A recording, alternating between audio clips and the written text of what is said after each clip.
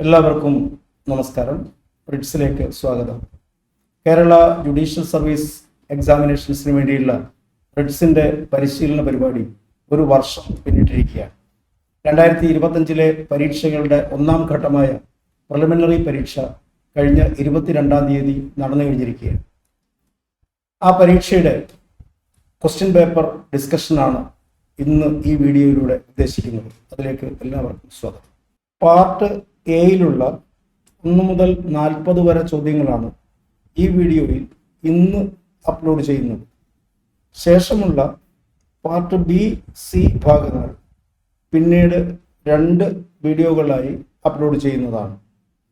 Part എയിലെ 1-ാമത്തെ ചോദ്യം: what is the correct application of the principle underlying in rejection of plaint under order 7 rule 11 of the code of civil procedure എന്നാണ്. Options കൊടുത്തിട്ടുള്ളത്: a plaint can be partially rejected against some defendants while continuing against others. The plaint must either be rejected as a whole or not at all. Only specific claims within the plain can be dismissed while the rest proceeds to trial. The court can reject portions of the plaint selectively based on the merits of each claim എന്നാണ്. ഉത്തരം answer കീയിൽ നൽകിയിട്ടുള്ളത് option B ആണ്. ഈ ചോദ്യം വളരെ കൃത്യമായ ഒരു ഉത്തരം നൽകാൻ കഴിയുന്ന തരത്തിലുള്ള ഒരു ചോദ്യമല്ല എന്ന് ഖേദപൂർവ്വം പറയേണ്ടതുണ്ട്. കാരണം ഈ ചോദ്യം ഉൾപ്പെട്ടിരിക്കുന്ന റിജക്ഷൻ ഓഫ് പ്ലെയിന്റിനെ സംബന്ധിച്ചുള്ള പ്രിൻസിപ്പിൾ ആ നിലയ്ക്ക് കൃത്യമായി സെറ്റിൽഡ് ആയിട്ടുള്ളതാണ് എന്ന് കരുതാനാവില്ല. കാരണം church of Christ charitable trust and education society versus Ponniamman education trust 2012 8 SCC 706 ഈ വിധിയിൽ സുപ്രീം കോടതി ഇത്തരത്തിൽ 1-ാമത്തെ എ ഓപ്ഷൻ ശരിയാവുന്ന തരത്തിലുള്ള ഒരു വിധി നിലവിലുണ്ട്. എന്നാൽ മറ്റ് വിധികൾ യഥാർത്ഥത്തിൽ rejection of the plaint should be as a whole should be rejected, a part of the plaint cannot be rejected എന്ന രീതിയിലുള്ള വിധികളും ഉണ്ടാവുന്നുണ്ട്. ചോദ്യം ഏതായാലും principle underlying rejection of plaint under order 7 rule 11 അതിൻ്റെ ഒരു ബെയർ റീഡിങ്ങിലൂടെ കിട്ടേണ്ടതാണെങ്കിൽ നമ്മൾക്ക് B answer most appropriate answer എന്ന് പറയാം എന്നുള്ളതാണ് തോന്നുന്നത്. അപ്പോൾ ആ നിലയ്ക്ക് കീ തെറ്റാണ് എന്ന് പറയാൻ കഴിയില്ല. പക്ഷേ ഇത് ഒരു ദൗർഭാഗ്യകരമായ ഒരു ചോദ്യമായിരുന്നു എന്നുള്ളതാണ് എനിക്ക് അനുഭവപ്പെട്ടത്. 1-ാമത്തെയും 2-ാമത്തെയും ഉത്തരങ്ങൾ ഏതാണ്ട് പാർഷ്യലി കറക്റ്റാണ്. അത് പക്ഷേ ഡയമെട്രിക്കലി ഓപ്പോസിറ്റ് ഓപ്ഷൻസുമാണ്. അപ്പോൾ ആ നിലയ്ക്ക് നമുക്ക് സെറ്റിൽഡ് അല്ലാത്ത ഒരു ചോദ്യത്തെ സംബന്ധിച്ചിടത്തോളം ഈ ചോദ്യം 2-ാമത്തെ ആൻസർ മോസ്റ്റ് അപ്രോപ്രിയേറ്റ് ആൻസർ ആണ് തന്നിരിക്കുന്ന ഓപ്ഷൻസിൽ എന്നാണ് പറയാനുള്ളത്. 2-ാമത്തെ ചോദ്യം: going by order two rule 2 clause 3 of the Code of Civil Procedure, what is the legal implication if a plaintiff omits to sue for one or several reliefs arising from the same cause of action? The plaintiff can file a fresh suit for omitted relief at any time. The plaintiff can claim the omitted relief later only with the defendant's consent. The plaintiff cannot file a separate suit for the omitted relief later unless the court had granted permission. The plaintiff can seek the omitted relief through an amendment of the original suit at any stage. Order 2, Rule 2, Clause 3 reads: a person entitled to more than one relief in respect of the same cause of action may sue for all or any of such reliefs, but if he omits, except with the leave of the court, to sue for all such reliefs, he shall not afterwards sue for any reliefs so omitted. So it is clear that option C is the correct answer and കീയിലും അത് തന്നെയാണ് ഉത്തരം. Key പൂർണ്ണമായും ശരിയാണ്. 3-ാമത്തെ ചോദ്യം: as per section 17 of the Code of Civil Procedure, where can a suit be filed if it relates to immovable property situated within the jurisdiction of different courts? The suit must be instituted only in the court where the majority of the property is located. The suit may be instituted in any court within whose jurisdiction any portion of the property is situated. The suit can only be filed in the court where the defendant resides regardless of property location. The suit must be filed separately in each court where a portion of the property is situated. Section 17 പറയുന്നത് when a suit is to obtain relief respecting or compensation for wrong to immovable property situated within the jurisdiction of different courts, the suit may be instituted in any court within whose local limits any portion of the property is situated. So the correct option here is option B. The suit may be instituted in any suit within whose jurisdiction any portion of the property is situated.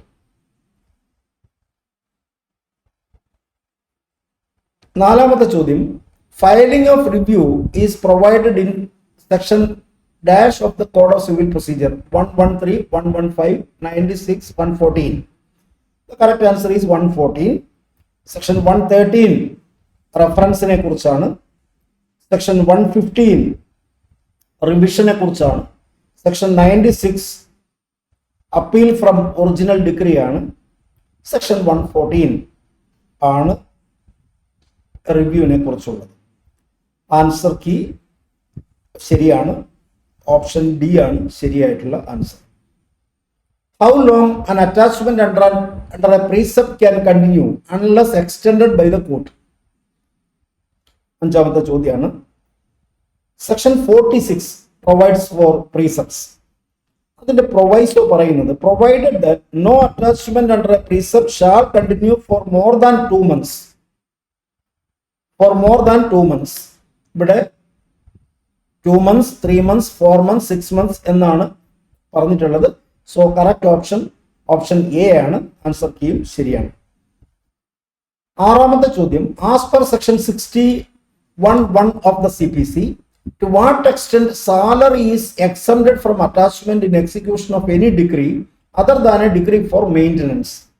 The first ₹1,000 and 1/3 of the remainder, first ₹1,000 and 2/3 of remainder, first ₹1,000 and 1/2 of remainder, first ₹1,000 and 1/4 of remainder. This section 61(1) provides salary to the extent of the first ₹1,000 and 2/3 of the remainder in execution of any decree എന്നാണ് പറഞ്ഞിട്ടുള്ളത്. അപ്പോൾ first ₹1,000 അതിനുശേഷം 2/3 of the remainder option B ആണ് കൊടുത്തിട്ടുള്ളത്. അതാണ് ശരിയായിട്ടുള്ള answer. കീയിൽ അത് തന്നെയാണ് ശരിയാണ്. ഏഴാമത്തെ ചോദ്യം, section 80 of the CPC mandates that no suit shall be instituted against government until the expiry of 2 months notice in writing, while section 80(2) permits filing of the suit with the leave of the court without such notice if urgent relief is required. What action will the court take after hearing if it finds that granting urgent or immediate relief is not necessary in the suit? The court will allow the suit to proceed with, the court will reject the plaint, the court will return the plaint, the court will dismiss the suit. 80(2) proviso പറയുന്നത് provided that the court shall, if it is satisfied after hearing the parties that no urgent or immediate relief need be granted in the suit, the court shall return the plaint for presentation to it after complying with the requirements of section 1. So the plaint shall be returned. So the option C is the correct option. As per the key also, C is the correct option. Next question number 8. Which among the following is the principal civil court of original jurisdiction referred to in section 92 of the Code of Civil Procedure? Section 92 Code of Civil Procedure അനുസരിച്ച് principal civil court of original jurisdiction ഏത് കോടതിയാണ് എന്നാണ് ചോദ്യം. മുൻസിഫ്സ് court, ഇപ്പോൾ അത് civil judge junior division എന്നാണ് അറിയപ്പെടുന്നത്. Subordinate judges court, ഇപ്പോൾ അത് സിവിൽ ജഡ്ജ് സീനിയർ ഡിവിഷൻ എന്നാണ് അറിയപ്പെടുന്നത്. District court, none of the above. ഇതില് നമുക്ക് സെക്ഷൻ 2 ഡെഫിനിഷൻ ക്ലോസ് ആണ്. അതിലെ suppose 4 defines a district court.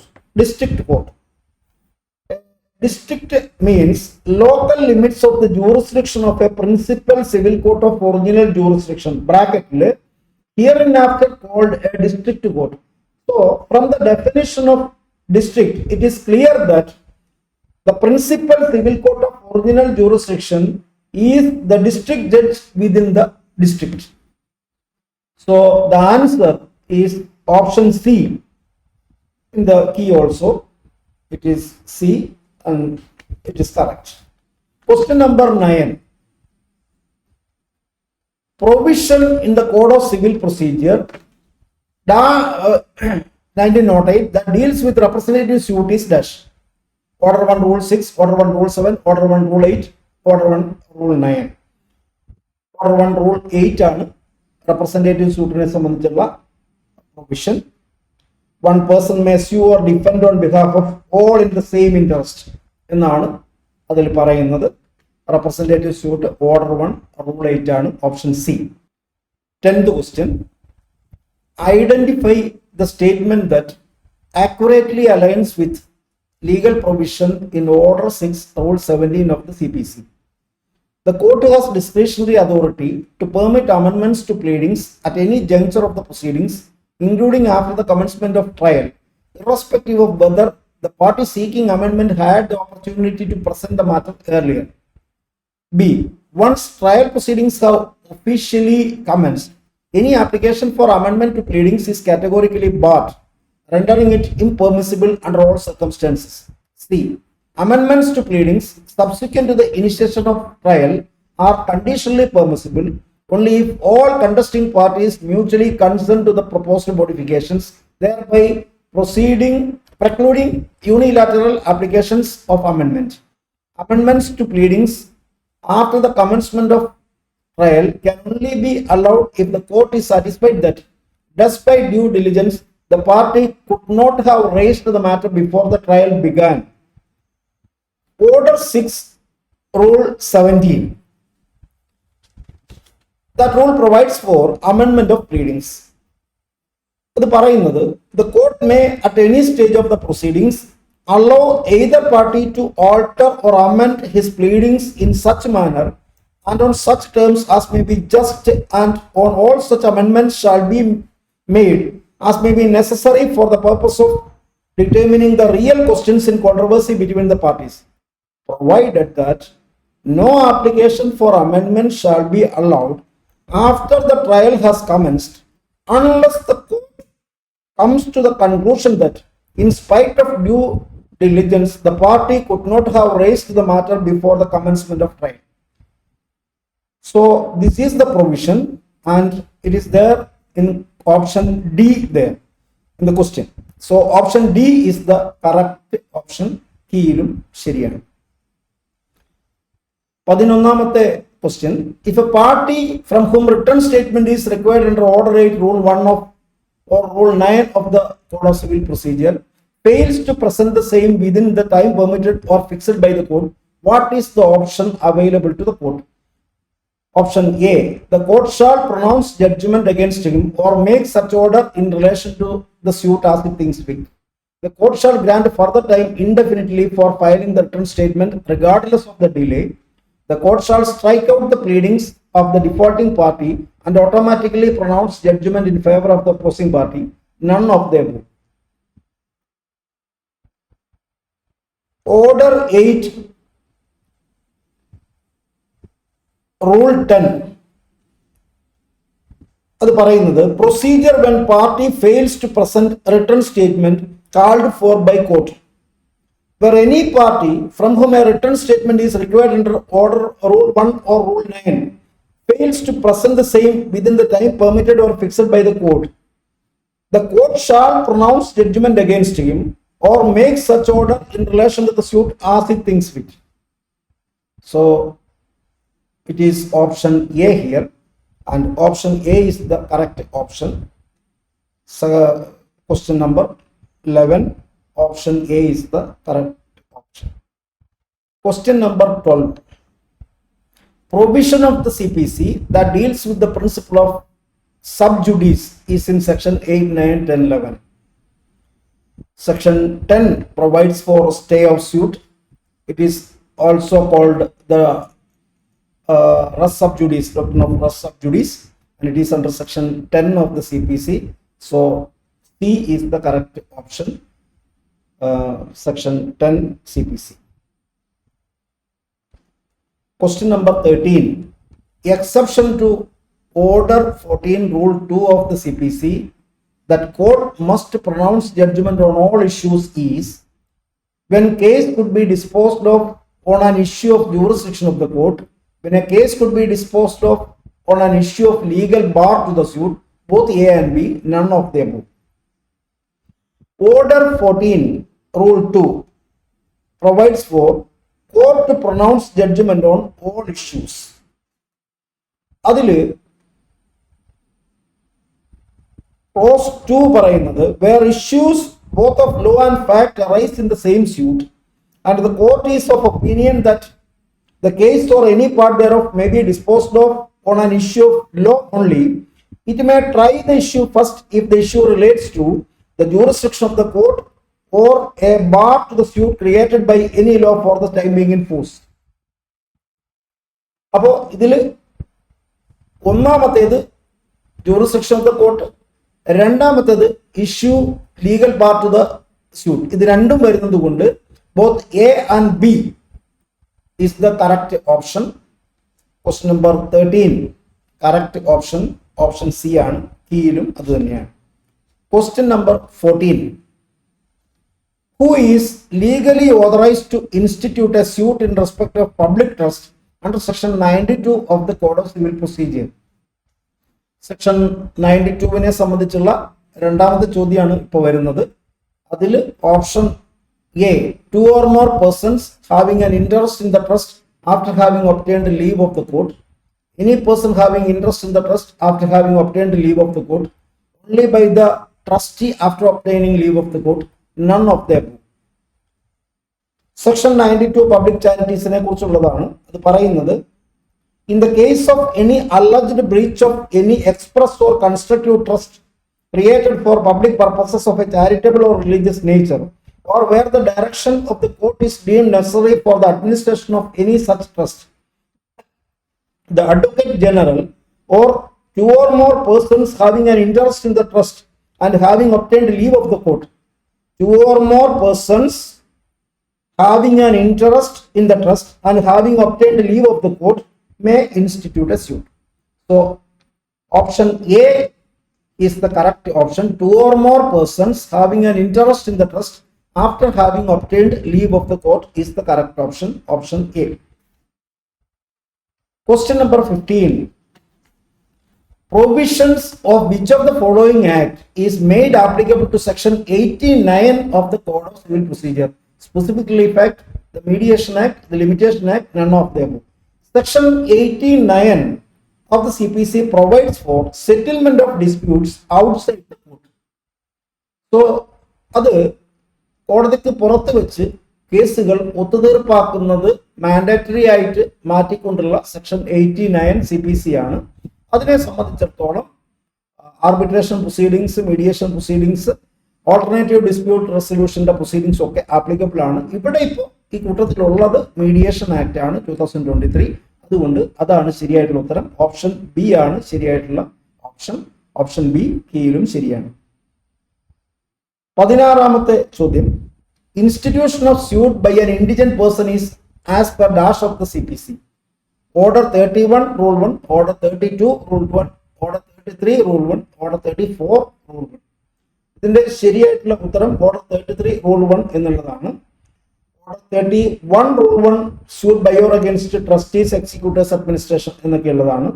Order 32 പറയുന്നത് suit by or against minors or persons of unsound mind ആണ്. ഓർഡർ 34 പറയുന്നത് suits related to mortgage of immovable property ആണ്. Order 33 ആണ് suits may be instituted by indigent persons എന്നുള്ളത്. അപ്പൊ അതുകൊണ്ട് option C ആണ് ശരിയായിട്ടുള്ള ഓപ്ഷൻ.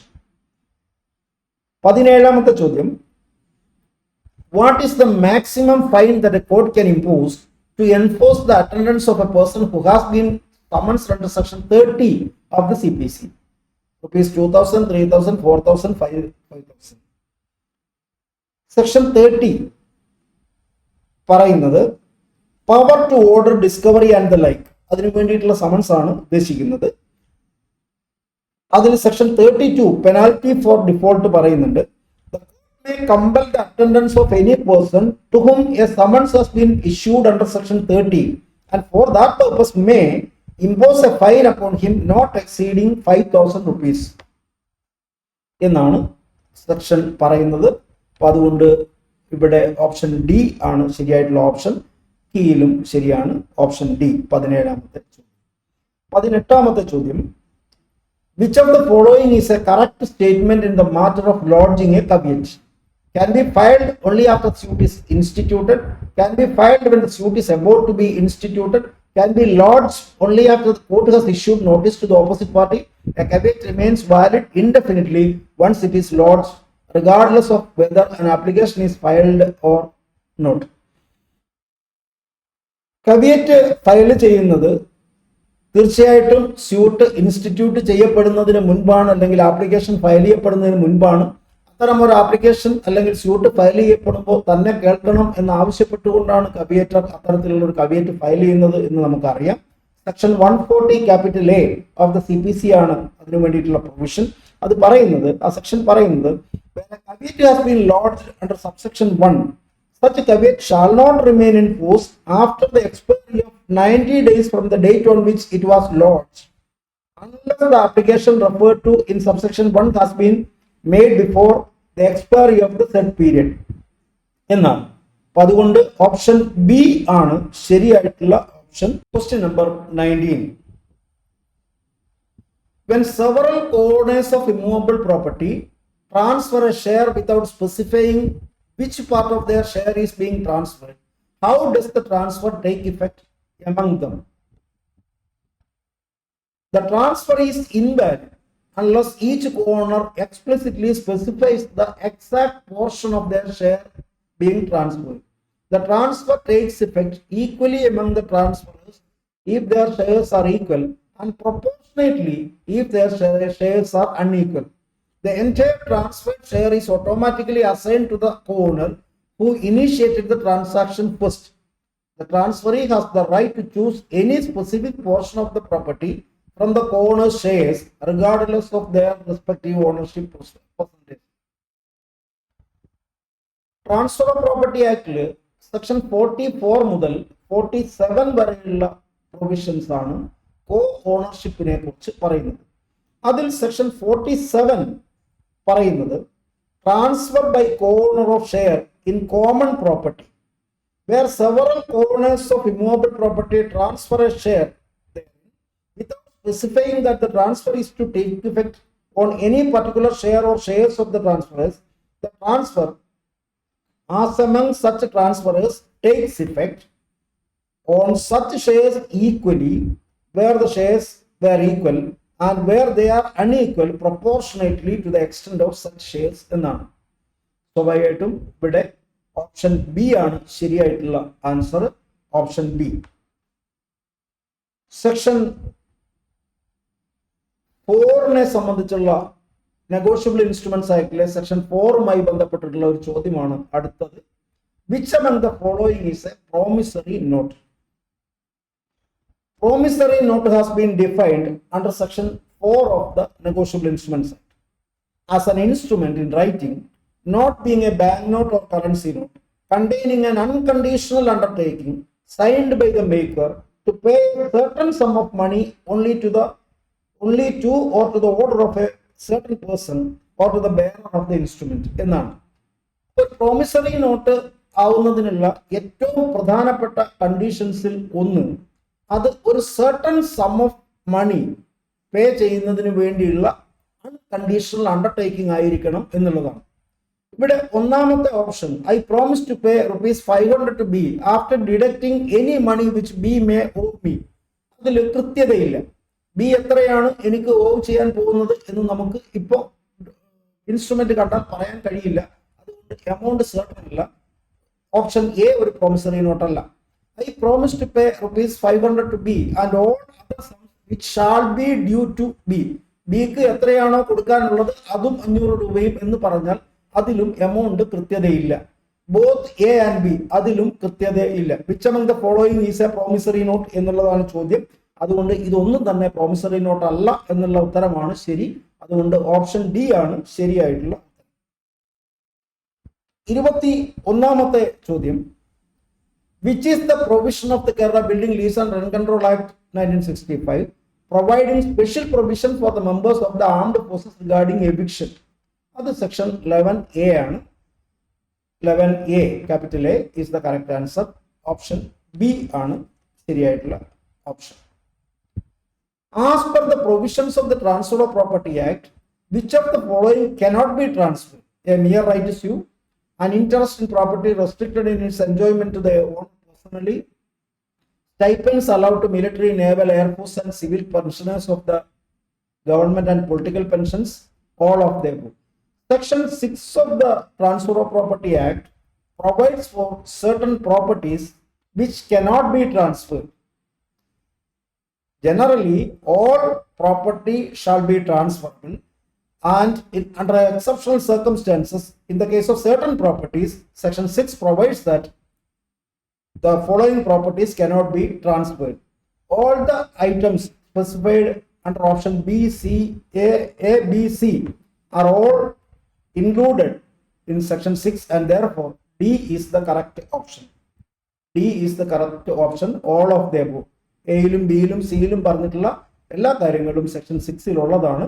അതുകൊണ്ട് option D is the correct option. 23ാമത്തെ ചോദ്യം, A enters into an agreement with B to sell 1000 mounds of rice at a price to be fixed by C. Later, B claims that the agreement is void due to uncertainty in price determination. Considering the principles under section 29 of the Indian Contract Act, which of the following statements is legally accurate? C നിശ്ചയിക്കുന്ന വിലയ്ക്ക് സാധനം വിൽക്കാം എന്നാണ് എയും ബിയും തമ്മിൽ ഉണ്ടാക്കിയിട്ടുള്ള agreement. ഇപ്പോൾ ബി ഉന്നയിക്കുന്ന വാദം കൃത്യമായ വില നിശ്ചയിച്ചിട്ടില്ലാത്തത് കൊണ്ട് എഗ്രിമെന്റ് വോയിഡ് ആണ് എന്നുള്ളതാണ്. ഇതിനെ സംബന്ധിച്ച് ഏത് സ്റ്റേറ്റ്മെന്റ് ആണ് കറക്റ്റ് എന്നാണ് ഓപ്ഷൻസിൽ കൊടുത്തിട്ടുള്ളത്. ഓപ്ഷൻ എ പറയുന്നത് the agreement is void because the price is uncertain. Option B പറയുന്നത് agreement is valid because the price can be made certain.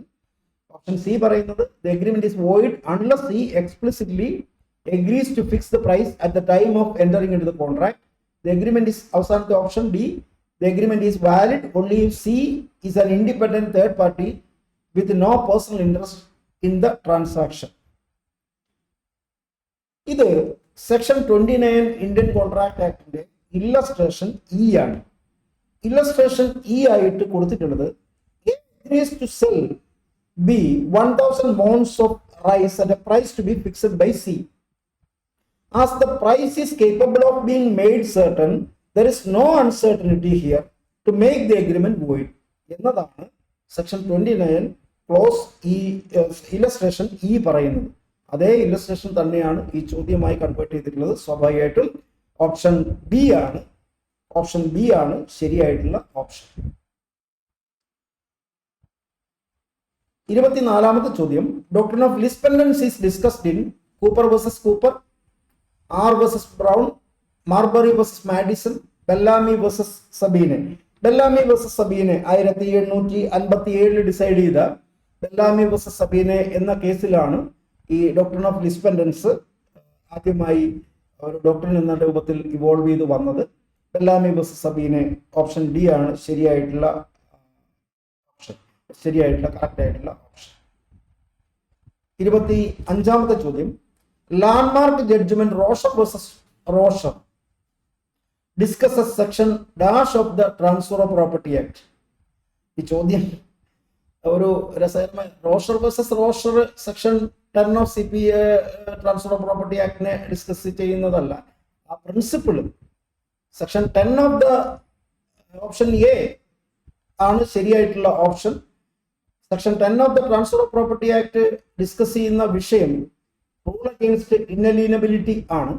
Rule against ഇൻഅലീനബിലിറ്റി എന്നുള്ള പ്രിൻസിപ്പിൾ റൂള് ഡിസ്കസ് ചെയ്യുന്ന ഒരു കേസാണ് Rosher versus Rocher.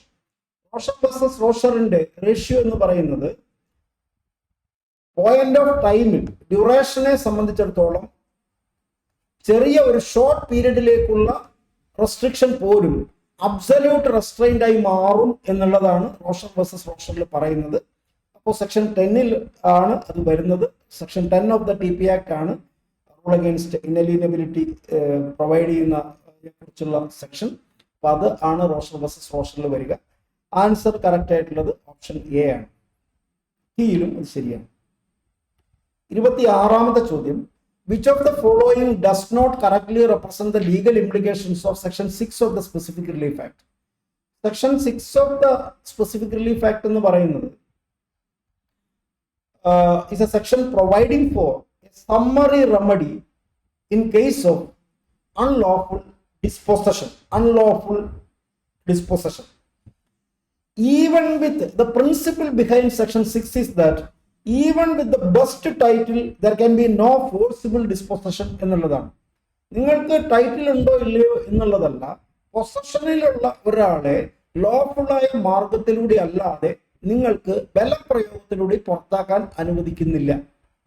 You have to file a suit under section 5 of the specific relief act on the basis of your title. You are not legally entitled to dispossess forcefully a person who is in possession of property, even if he is a trespasser. ഇതാണ് അതിന്റെ principle എന്ന് പറയുന്നത്. ഇത് മനസ്സിൽ വെച്ചുകൊണ്ട് നമ്മൾ options പരിശോധിക്കുമ്പോൾ option A, a suit under this section must be filed within 6 months of dispossession and it cannot be filed against the government. A person who has been dispossessed of immovable property can only recover possession if he proves ownership. No appeal or review is allowed for any. ഇതിൽ ചോദ്യം not correctly represent the legal implications of section 6 എന്നുള്ളതാണ്. ഒന്നാമത്തെ option ശരിയാണ്. 6 monthsനുള്ളിൽ കൊടുക്കണം, ഗവൺമെന്റിനെതിരെ പറ്റില്ല. A person who has been dispossessed of immovable property can only recover possession if he proves ownership. നമ്മൾ നേരത്തെ പറഞ്ഞ പ്രിൻസിപ്പിൾ അനുസരിച്ച് ഓണർഷിപ്പ് പ്രൂവ് ചെയ്യുക എന്നുള്ളത് സെക്ഷൻ 6ലെ ownership is insignificant, irrelevant under section 6 of the specific relief act. അതുകൊണ്ട് option B തെറ്റാണ്. No appeal or review is allowed. അത് ശരിയാണ്. This section does not prevent a person from filing a separate suit on the basis of title. അതും ശരിയാണ്. അപ്പോൾ option B ആണ് തെറ്റായിട്ടുള്ള കാര്യം പറയുന്നത്. അപ്പൊ നോട്ട് കറക്റ്റ്ലി എന്നുള്ള ചോദ്യത്തിന് ശരിയായിട്ടുള്ള ഉത്തരം ഓപ്ഷൻ ബി ആണ്. 27ാമത്തെ ചോദ്യം, the blue pencil doctrine is basically related to specific relief act, transfer of property act, contract law, negotiable instruments act എന്നുള്ളത്. ബ്ലൂ പെൻസിൽ റൂൾ എന്ന് പറയുന്നത് സെക്ഷൻ 24 ഇന്ത്യൻ കോൺട്രാക്ട് ആക്ടിലാണ് ഉൾപ്പെട്ടിട്ടുള്ളത്. ഒരു കോൺട്രാക്റ്റിന്റെ ചില ഭാഗങ്ങൾ അൺലോഫുൾ ആവുകയും എന്നാൽ മറ്റൊരു ഭാഗം ലോഫുൾ ആവുകയും ലോഫുൾ ആയ ഭാഗം സെപ്പറബിൾ ആവുകയും ചെയ്യുകയാണെങ്കിൽ ആ സെപ്പറബിൾ ആയ ഭാഗം മാത്രമായി വാലിഡ് ആയിരിക്കുമെന്നും ഇൻവാലിഡ് ആയ ഭാഗം സ്ട്രൈക്ക് ഔട്ട് ചെയ്താൽ മതി എന്നുമുള്ള റൂളാണ് blue pencil rule, blue pencil doctrine എന്നറിയപ്പെടുന്നത്. ഈ ബ്ലൂ പെൻസിൽ ഡോക്ട്രിൻ ഒരു എഡിറ്റോറിയൽ സ്ട്രൈക്കിംഗ് ഔട്ട് എന്ന് പറയുന്ന എഡിറ്റോറിയൽ ബോർഡിൽ നിന്ന് വന്നിട്ടുള്ള പഴയൊരു പ്രയോഗമാണ്. ഈ blue pencil doctrine is therefore related to contract law എന്നുള്ളതാണ് ശരിയായ ഉത്തരം. ഓപ്ഷൻ സി ആണ് ശരിയായിട്ടുള്ള ഉത്തരം. 28ാമത്തെ ചോദ്യം, which legal doctrine is based on the maxim quod approbo non reprobo? Doctrine of election, doctrine of lis pendens, doctrine of part performance, doctrine of subrogation. ഇത് transfer of property ആക്ടിൽ section 35 of the transfer of property act provides for the doctrine of election. The basic principle underlying doctrine of election is that you cannot approbate and reprobate at the same time എന്നുള്ളതാണ്. You cannot accept and reject at the same time. You either accept the transaction in toto or you reject the transaction in toto. You cannot approbate and reprobate at the same time. So അത് തന്നെയാണ് ഈ മാക്സിമിലൂടെ ഉദ്ദേശിക്കുന്നത് എന്നതുകൊണ്ട് option A ആണ് doctrine of election under section 35 of the TP act. അതാണ് ശരിയായിട്ടുള്ള answer. Option A is the correct answer. 29ാമത്തെ ചോദ്യം, As per the provisions of the NI Act, what is the legal position if the amount to be paid is stated differently in words and figures and words in an instrument? അത് വളരെ കൃത്യമായി section 18-ൽ പറയുന്നുണ്ട്. Section 18 of the negotiable instruments act provides that where amount is stated differently in figures and words, if the amount undertaken or ordered to be paid is stated differently in figures and in words, the amount stated in words shall be the amount undertaken or ordered to be paid. That is section 18 of the NI Act. ഇവിടെ options പരിശോധിക്കുമ്പോൾ നമുക്ക് കാണാൻ പറ്റും option C ആണ്, the amount that is expressed in words is to be accepted എന്നുള്ള option ആണ് ശരിയായിട്ടുള്ള option. കീയിലും അത് തന്നെയാണ്.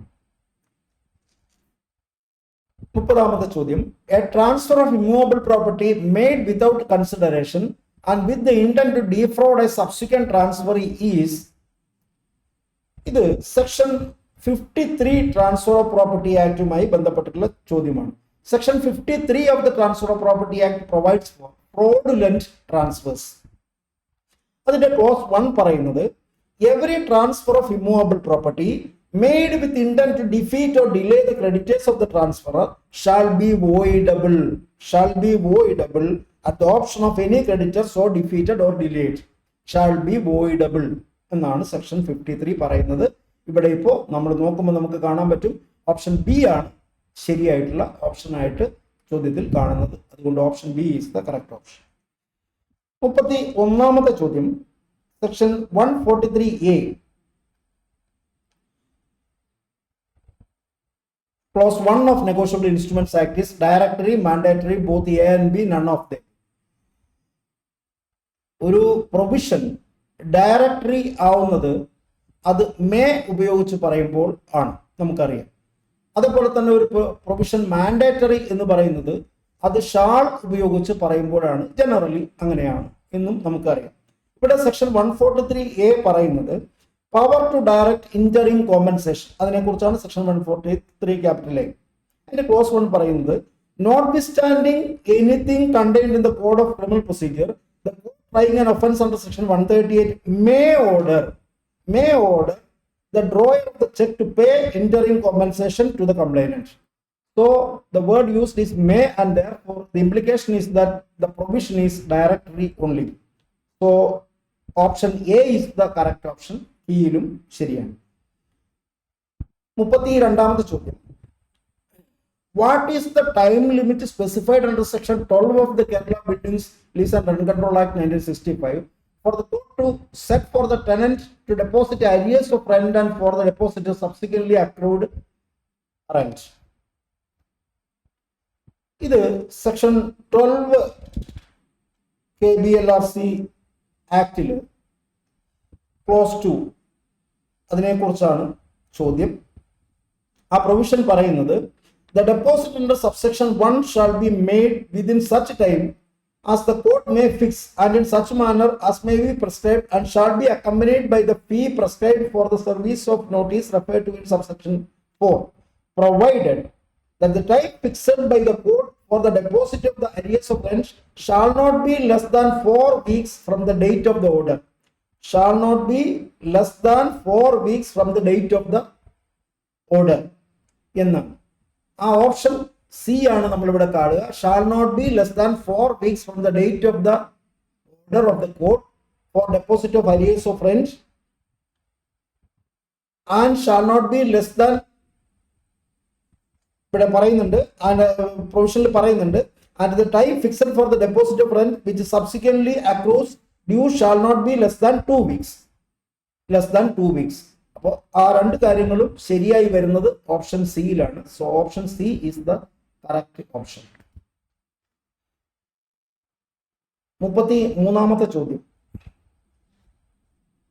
A customer deposits certain goods with a banker for safekeeping. Later the customer owes the banker an outstanding balance on a different transaction. The banker refuses to return the goods. Which of the following statements is legally correct?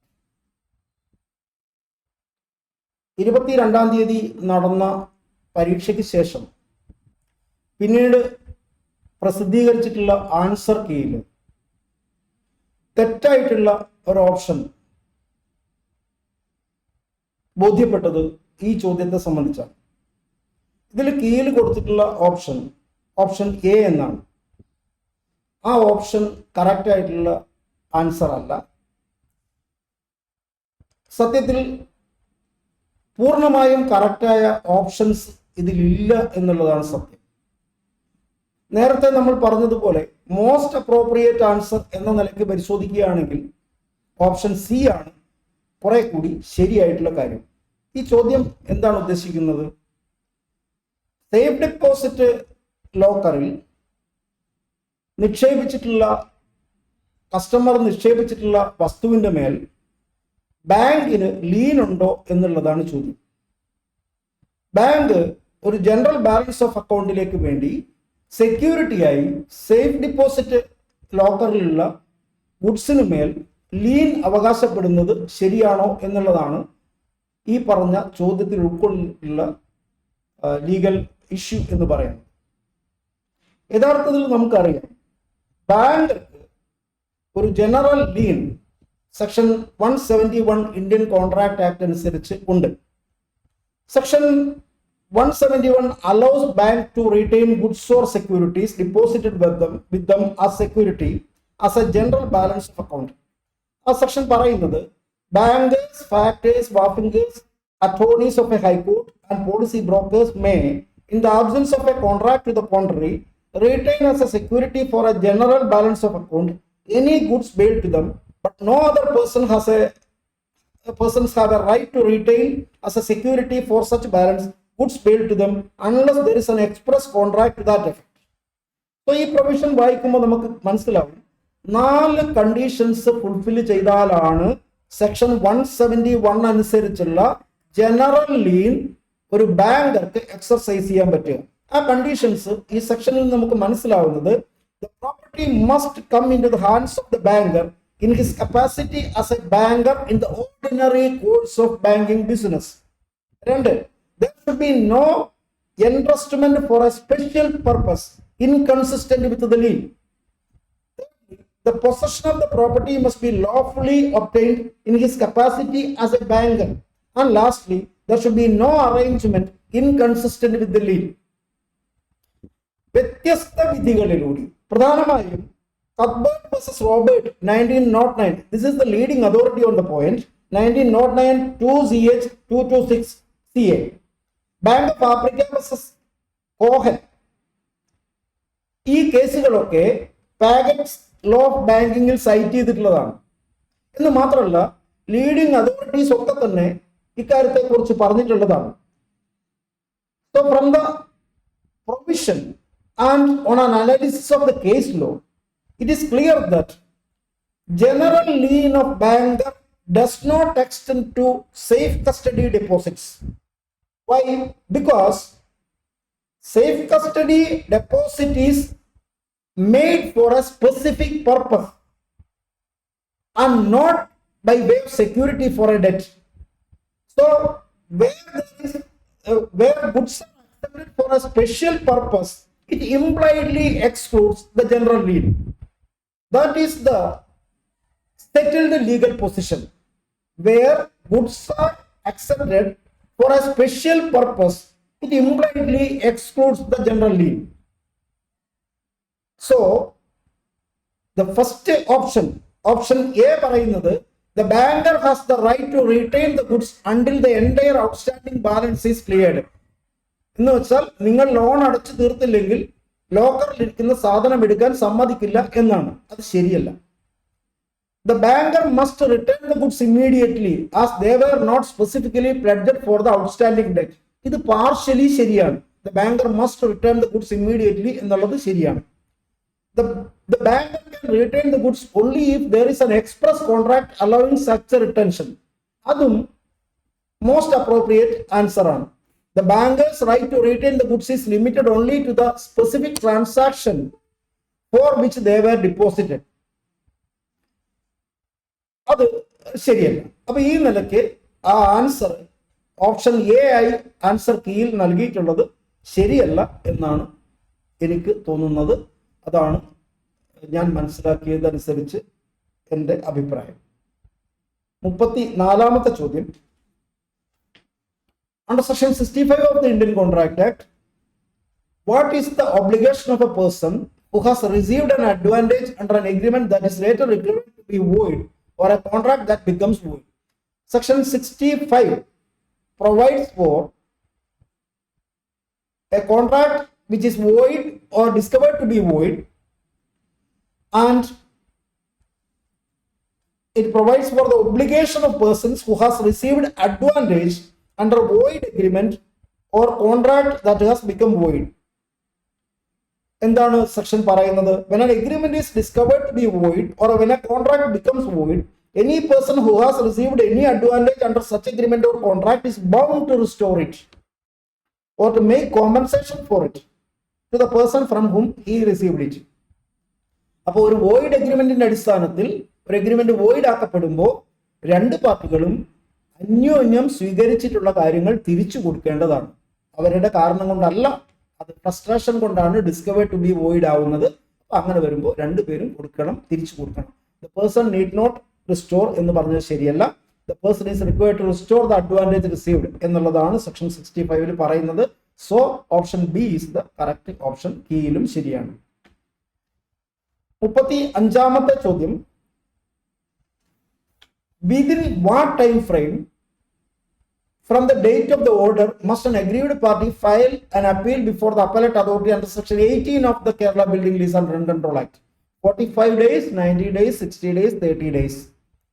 ഇതിന്റെ ശരിയായ ഉത്തരം section 18 ആണ്. Section 18 ആണ് അപ്പീലിനെ കുറിച്ച് പറയുന്നത്. അവിടെ പറയുന്നത് within 30 days from the date of the order ആണ്. 30 days. അത് അപ്പോൾ ഓപ്ഷൻ ഡി ആണ് ശരിയായിട്ടുള്ള ഓപ്ഷൻ. കീയിലും ശരിയാണ്. 36ാമത്തെ ചോദ്യം. Under section 11(2)(c) of the Kerala Building Lease and Rent Control Act, what is the legal implication of a rent control court's eviction order based on arrears of rent?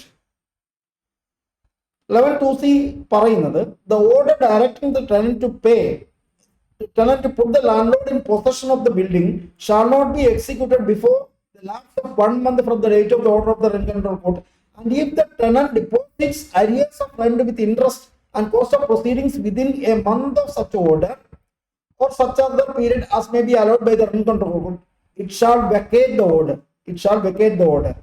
നമ്മൾ options പരിശോധിക്കുമ്പോൾ കാണാൻ പറ്റും option C ആണ് അക്കാര്യം പറയുന്നത്. The eviction order will be vacated. It shall vacate the order എന്നാണ് section പറയാം. The eviction order will be vacated if the tenant clears the arrears with interest and cost within 1 month or within the time granted by the court. അപ്പോൾ ആ provision section 11 close 2 sub close സിയിൽ പറയുന്ന കാര്യം ഇവിടെ option സിയിലാണ് കാണുന്നത്. അതുകൊണ്ട് option C ആണ് ശരിയായിട്ടുള്ള ഓപ്ഷൻ. കീയിലും അത് തന്നെയാണ് പറയുന്നത്. 37ാമത്തെ ചോദ്യം. Which provision in the Specific Relief Act prohibits grant of injunction in a suit involving a contract relating to an infrastructure project? 2018 specific relief ആക്ടിൽ ഉണ്ടായിട്ടുള്ള മേജർ അമെൻമെന്റിന് ശേഷം പുതുതായിട്ട് ഇൻഫ്രാസ്ട്രക്ചർ പ്രോജക്റ്റുകളുടെ സുഗമമായിട്ടുള്ള നടത്തിപ്പിന് ആവശ്യമായിട്ടുള്ള പ്രൊവിഷൻസ് ഇൻക്ലൂഡ് ചെയ്തിട്ടുള്ളതിനെ കുറിച്ച് നമുക്കറിയാം. അപ്പം അതിൻ്റെ ഭാഗമായിട്ട് സെക്ഷൻ 20(a)യിലാണ് ഒരു ഇൻഫ്രാസ്ട്രക്ചർ പ്രോജക്റ്റുമായി ബന്ധപ്പെട്ട് ഇൻജങ്ഷൻ സെക്ഷൻ ഇങ്ങനെയാണ് പറയുക. No injunction shall be granted by a court in a suit under this act involving a contract relating to infrastructure projects specified in the schedule. ഷെഡ്യൂളിൽ പറഞ്ഞിട്ടുള്ള ഇൻഫ്രാസ്ട്രക്ചർ പ്രോജക്റ്റുകളെ സംബന്ധിച്ച് അതിൻ്റെ പ്രവർത്തനത്തെ പ്രതികൂലമായി ബാധിക്കുന്ന ഒരു ഇൻജങ്ഷൻ ഉത്തരവിറക്കാൻ ഒരു കോടതിക്കും അധികാരമുണ്ടാവില്ല എന്ന് പറയുന്ന provision section 20 (A) of the specific relief act ആണ്. അപ്പോൾ ശരിയായിട്ടുള്ള ആൻസർ ഇവിടെ ഓപ്ഷൻ ബി ആണ്. Option B is the correct answer. കീയിലും അത് തന്നെയാണ്. 38ാമത്തെ ചോദ്യം. Rule against perpetuity is discussed in section dash of the T P act 9, 10, 14, 17. Section 9 T P act പറയുന്നത് ഓറൽ ട്രാൻസ്ഫറിനെ കുറിച്ചാണ്. സെക്ഷൻ 10 ടി പി ആക്ട് നമ്മൾ നേരത്തെ കണ്ടു, അത് റൂൾ അഗൈൻസ്റ്റ് ഇൻഎലിജിബിലിറ്റിയെ കുറിച്ചാണ്. സെക്ഷൻ 14 ടി പി ആക്ട് പറയുന്നത് rule against perpetuity. Section 17 T P act പറയുന്നത് റൂൾ അഗൈൻസ്റ്റ് അക്യുമുലേഷൻ. ഇവിടെ ചോദ്യം റൂൾ അഗൈൻസ്റ്റ് പെർപെച്യൂറ്റി ഏതാണെന്നുള്ളതാണ്. സെക്ഷൻ 14 ആണ് ആ സെക്ഷൻ. അപ്പോൾ ഓപ്ഷൻ സി ആണ് ശരിയായിട്ടുള്ള ഓപ്ഷൻ. Option C. 39ാമത്തെ ചോദ്യം. X stands as a surety for a loan taken by Z from Y. When Z defaults on repayment, X pays the entire outstanding amount to Y. Which statement denotes the correct legal position? അങ്ങനെ പണം അടയ്ക്കുമ്പോൾ സംഭവിക്കുന്ന കാര്യത്തിന് പറയുന്ന പേരാണ് doctrine of subrogation. You are subrogated. You step into the shoes of the creditor എന്ന് പറയും. നമുക്കറിയുന്ന കാര്യമാണ് അത്. നമ്മൾ ഷുവർട്ടിയായി ജാമ്യം നിൽക്കുകയും പിന്നീട് നമ്മൾ അടയ്ക്കേണ്ടി വരികയും ചെയ്യുകയാണെങ്കിൽ we step into the shoes of the creditor and we will have all the remedies available against the principal debtor. ക്രെഡിറ്റർക്ക് ഉണ്ടായിരുന്ന എല്ലാ റെമഡീസും നമ്മളുടെ കയ്യിലേക്ക് വന്നു ചേരും എന്നുള്ളതാണ് സബ്രോഗേഷൻ പറയുന്നത്. Section 140 of the Indian contract act ആണ്, 140 of the Indian contract act ആണ് അതിനുള്ള പ്രൊവിഷൻ ഉള്ളത്. 140 പറയുന്നത് where a guaranteed debt has become due or default of the principal debtor to perform a guaranteed duty has taken place, the surety upon payment or performance of all that he is liable for is invested with all the rights which the creditor had against the principal debtor. ഇതാണ് doctor subrogation പറയുക. നമ്മളുടെ options പരിശോധിക്കുമ്പോൾ നമുക്ക് കാണാൻ പറ്റും X steps into Y's position, X step into the shoes of the creditor and gains all rights Y had against Z and can recover the amount from Z. So option B ആണ് ഇത് പറയുന്നത്. ബാക്കി options ശരിയല്ല. Option B is the correct option. So 39ാമത്തെ ചോദ്യം correct answer option B. 40ാമത്തെ ചോദ്യം part എയിലെ അവസാനത്തെ ചോദ്യം.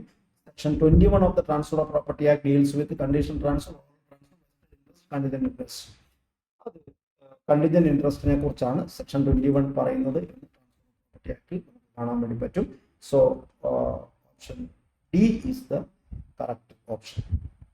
പാർട്ട് എയിലുള്ള 40 ചോദ്യങ്ങളാണ് നമുക്ക് പരിശോധിച്ചിട്ടുള്ളത്. അതിൽ ഒരു ചോദ്യത്തിൻ്റെ ഉത്തരം മാത്രമാണ് കീയിൽ നിന്ന് നമുക്ക് വ്യത്യസ്തമായി കാണാൻ വേണ്ടി കഴിഞ്ഞത്. ബാക്കിയുള്ള ഉത്തരങ്ങളൊക്കെ തന്നെ കീയിൽ കൊടുത്തിട്ടുള്ളത് ശരിയാണ്. ഇതിൻ്റെ പാർട്ട് ബിയും പാർട്ട് സിയും ചോദ്യങ്ങൾ വീഡിയോയിൽ ഞാൻ നേരത്തെ സൂചിപ്പിച്ചതുപോലെ പിന്നാലെ നമ്മൾ അപ്ലോഡ് ചെയ്യുന്നതാണ്. നന്ദി.